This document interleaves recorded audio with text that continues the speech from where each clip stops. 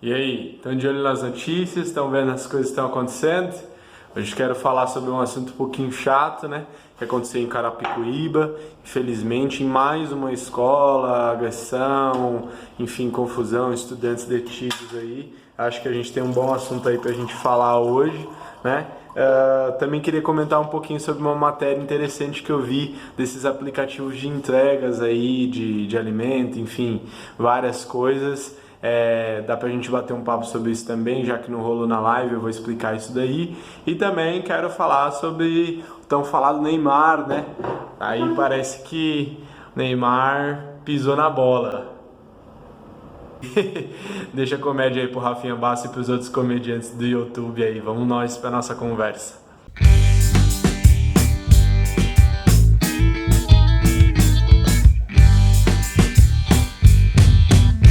Vamos começar aí pelo assunto dessa escola em Carapicuíba. Saiu um vídeo aí mostrando alguns estudantes de uma sala num conflito aí com uma professora, né? Rolou agressão verbal, e aí depois também esses estudantes pegaram as carteiras, jogaram pra lá, pra cá, enfim. E depois de alguns dias, esses estudantes foram detidos, né? Enfim.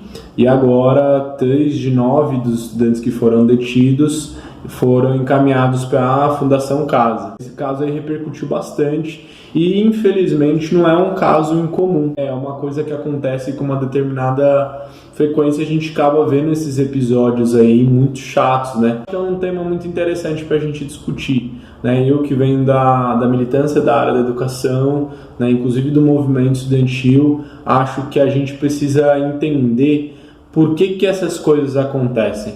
Eu acho isso daqui é fundamental. Se a gente só pega um caso isolado ou um conjunto de casos de forma isolada e tenta delas ali resolver caso a caso, eu acho que a gente cai sempre num processo que não resolve o problema todo. Primeiro, eu não sou a favor, eu sou totalmente contra o que eles fizeram, acho que eles agiram de forma muito equivocada, eu acho que isso não deveria ter acontecido de forma alguma, mas tendo a entender que isso faz parte de um processo de indignação, de manifestação, claro que uma manifestação indevida, óbvio, mas de certa forma a manifestação que eles fazem quando eles estão agindo daquela maneira é de uma determinada indignação do que eles vivem na escola. A escola hoje é um ambiente extremamente antigo, que inclusive no movimento estudantil a gente equipara a escola muito a uma prisão, porque você olha ali, por exemplo, você tem que ficar lá preso, certo?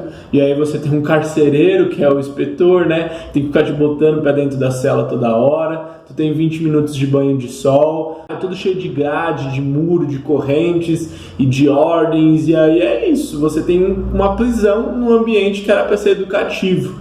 E aí você ainda coloca ali de forma judiciosa um professor dentro dessas condições para ter que conter esses, sei lá, às vezes 50 estudantes que tem dentro de uma sala de aula por tanto tempo ali, e aí isso é um trabalho difícil. E aí, como numa cadeia também, às vezes há rebelião. É importante a gente entender o que é isso e por que isso acontece, né? Isso é o resultado dessa indignação de você estar num espaço ali. Claro, também isso se soma, às vezes, à imaturidade da idade, que é da zoeira, que é da brincadeira, que é de ficar, já entra na onda, aí já junta todo mundo e começa a aloprar e dar risada, o que ele fez com a professora, e aí parece que isso é engraçado. Isso é um problema. Primeiro, porque esses estudantes não conseguem enxergar a gravidade do que eles estão fazendo, e segundo, que isso daqui é uma inércia.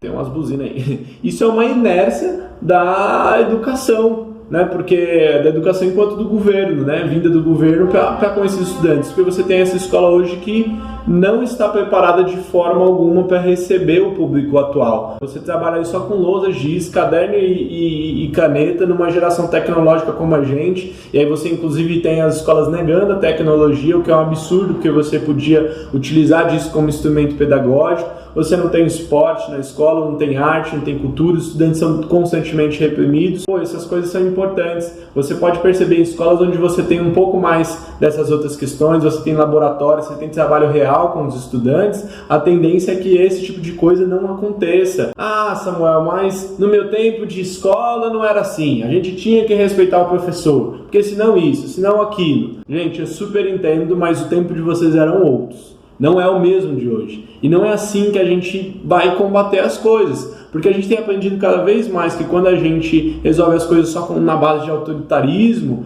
a gente reproduz na sociedade e isso reverbera como coisas ruins, como crimes. Então isso é um problema. A gente precisa criar medidas educativas, pedagógicas, e a gente precisa investir na educação. Esse tipo de coisa precisa ser tratado com prevenção e não com punição. Você pega esses estudantes e manda eles para a Fundação Casa. Lá eles vão ter contato com outros jovens que foram detidos por outras razões, inclusive de ligação ao crime organizado. Aí você pega 3 estudantes lá que estavam quebrando as carteiras, estava errado, ok, tudo bem, e você junta ele com gente que às vezes veio do tráfico. Sabe qual que é a tendência? É você fazer com que esses 3 garotos saiam de lá ligados a crimes reais, objetivos ali, de mais intensidade, sabe? Isso é um problema. Será que isso resolve a questão? Será que não era mais interessante a gente pensar na educação? E sabe por que eu falo isso? O governador, por exemplo, do estado de São Paulo, João Dória, ele deu uma entrevista falando sobre esse caso e ele, não, é isso mesmo, acho que fizeram certo, tem que punir, tem que cada vez mais endurecer as leis que vão punir esse tipo de ação. Mas, governador, e aí as medidas e as políticas públicas pedagógicas que a gente está fazendo? A gente vai investir na escola? Ah, isso aí tá vendo, tá fazendo. Por quê? Porque não é a intenção de você prevenir, de você fazer com que a educação seja um espaço bom, mas há sempre essa intenção de punir quando erra, sabe? E aí eu acho que é uma lógica que não funciona, não resolve o problema. Você só cria uma tendência de intensificar mais ainda o nível de violência, de criminalidade, né, nesses adolescentes, nessas crianças, e você não se prepara para uma consciência de que aquele tipo de ação é indevida. Isso acontece desde a infância, gente. Aquela criança que quando faz pirraça, pega as coisas e sai jogando, sabe? A gente, às vezes o filho vê o pai em casa brigando com a mãe, e aí vê o pai tacando as coisas na mãe. Aí sabe o que ele aprende? De que ele tem que fazer isso, para ele se manifestar, para ele ser visto, para ele ter atenção, para ele ser o bonzão, para ele também ser o cara que bota medo, para ele ser o cara que tá todo mundo olhando, que tá todo mundo achando graça. Às vezes as pessoas têm carência, não têm atenção em casa, não tem um psicólogo na escola, né? Esse tipo de coisa que o governador precisava estar preocupado em fazer, em colocar psicólogos nas escolas, mais professores mediadores que vão ajudar a trabalhar com esses estudantes, sabe? E não a gente mandar todo mundo pra cadeia, porque senão daqui a pouco as cadeias estão lotadas e o problema não foi resolvido. E essa turma sai de lá muito pior. Tá? Eu acho que a gente precisa trabalhar muito com os nossos estudantes, eles precisam entender de que o professor não é nosso inimigo, de que o professor é o amigo. Inclusive eu quero dar aula um dia, eu não quero me colocar nessa situação nunca, espero que nunca chegue nesse ponto, mas a gente precisa trabalhar desde já para uma educação de qualidade, porque eu acho que é isso que vai ser transformador. Deixa os seus comentários aí embaixo, fala o que você acha, se você é professor, se você é estudante, todo mundo já foi estudante um dia, então fala aí quais suas opiniões, o que você acha que a escola precisava ter para transformar esse tipo de situação, ou você acha que realmente era só na punição mesmo que isso ia se resolver? Deixa seu comentário aí embaixo. E o assunto que eu queria falar agora é sobre esses aplicativos aí que estão dando trabalho, literalmente, né? Meus trocadilhos hoje estão, né? Então, galera, o que acontece? Eu vi uma matéria muito interessante falando sobre esses entregadores aí de iFood, de Uber Eats, enfim, Rappi, tem vários aplicativos aí que dão essa possibilidade de você pedir comida pelo aplicativo, bem como outras coisas também, e aí você tem alguns entregadores, né? Mas na região central você vai encontrar ali, eu falo porque perto da minha universidade tem, por isso que eu me identifiquei com essa matéria, tem uns restaurantes ali e você tem assim, nossa, cara, uma galera de bike ali, com aqueles baús, né, nas costas desses aplicativos e que fazem essas entregas, né?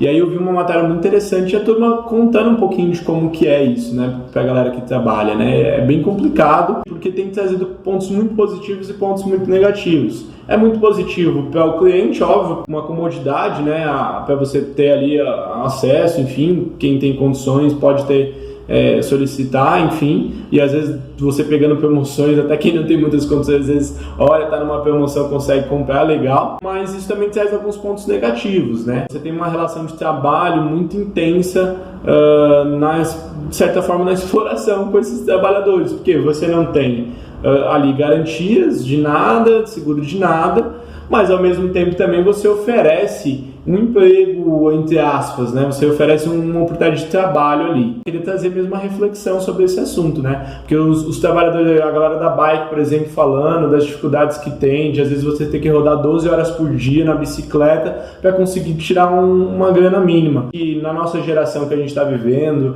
dessa crise, desemprego, várias coisas, você criar oportunidades assim, e vinda desses aplicativos, né? Para uma turma que sabe dirigir, enfim, Uber Eats também, você tem as motos, essas coisas que são interessantes, né? Porque você gera minimamente um trabalho para essa turma, mas você não gera aquele emprego mesmo, você não dá garantias, né? As empresas, quando tem que resolver algum problema, se escusam, e aí exclui a galera do aplicativo, não quer mais saber, né? E se o motorista ali, o piloto, o ciclista, ele cai da bicicleta, e se ele é atropelado e não fazer uma entrega, aí como que fica?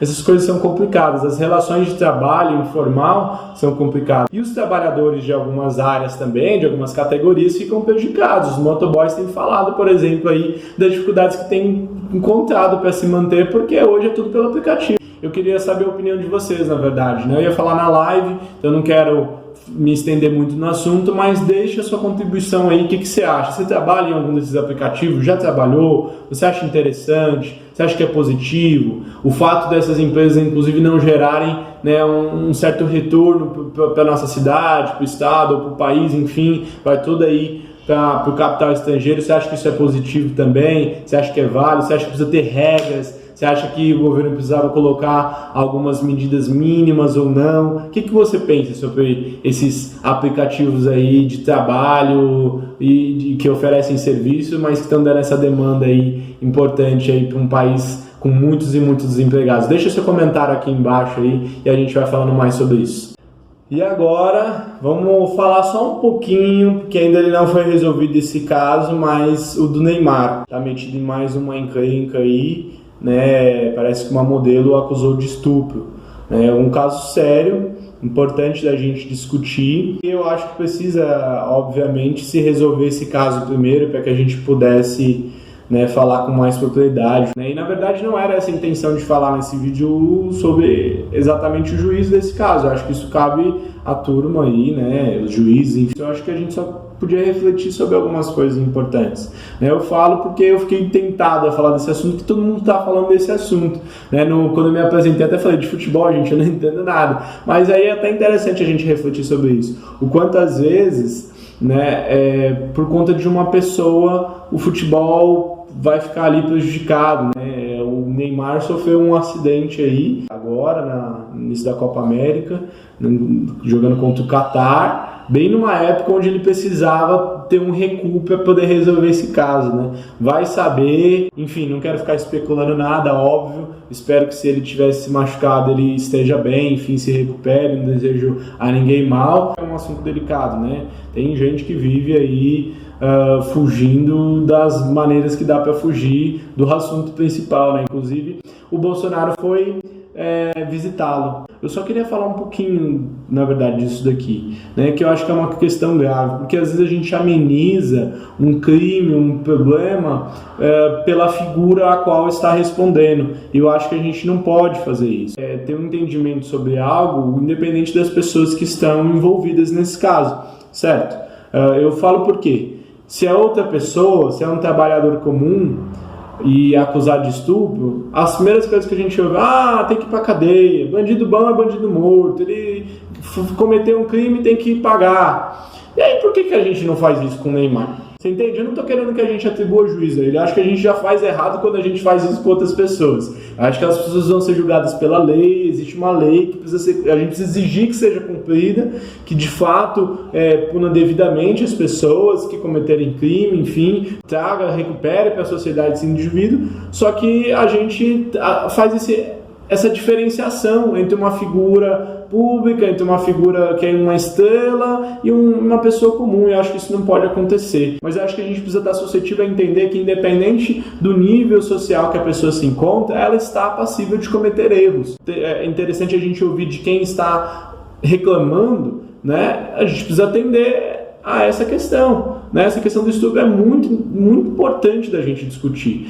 né? Porque tem muita gente que ignora isso. O estupro é o sexo não consentido, ou seja, quando uma das pessoas não quer fazer qualquer coisa e ela é condicionada a fazer, ela é obrigada a fazer, ou é feito forçosamente, isso é estupro. E isso é um crime muito grave. Eu falo porque nós vivemos numa sociedade onde às vezes o indivíduo acha que tem um poder sobre a mulher, por exemplo, e acha que pode, que ela quer e que ela está fazendo ali drama, que ela está fazendo charme, e não é. Se a pessoa não quer, ela não quer e não deve acontecer. Se você faz forçosamente, você está violentando essa pessoa. Precisa trabalhar o nosso nível de consciência para entender isso. Respeitar as pessoas, respeitar o que as pessoas querem e o que as pessoas não querem, né? A gente fala muito, eu não quero ver isso, eu não quero aquilo, eu não quero aquilo, né? Mas aí quando chega nessas situações, o que você quer, você impõe a outra pessoa. Eu queria deixar essa reflexão, vamos ver como que esse caso vai se desdobrar, não sei tudo que está acontecendo ainda, né? Mas fiquei aí tentado a falar sobre esse assunto, que a gente possa entender a importância da gente debater esse tema, para que ele não venha continuar sendo um tema que só permeia as notícias ruins da nossa sociedade, mostrando casos e mais casos desses abusos, enfim, dessas questões aí que não devem acontecer. Bom, galera, vamos finalizar aqui por hoje. Então, na terça-feira que vem não tem live, ok? Por enquanto não tem, a não ser que vocês me ajudem a achar aí mais umas centenas de inscritos. Então, por enquanto não tem live, a gente vai ficar só com os nossos vídeos às quinta-feiras, ok? Se tiver algum assunto legal, uma notícia, um assunto que você acha que é interessante a gente falar, já vai colocando nos comentários, vai falando, vai mandando mensagem durante a semana, para quando chegar na quinta-feira que vem aí, a gente poder bater um bom papo sobre esses assuntos e com muito bom senso. Se inscreva no canal, aperte o sininho, não sei em que lado que vai estar aqui do vídeo, tá? Mas aqui embaixo tem o joinha para você apertar no gostei, ajuda bastante. Escreva muitos comentários aí, certo? Dando suas opiniões, falando também o que você pensa e a gente interagindo junto, beleza? Até semana que vem, valeu!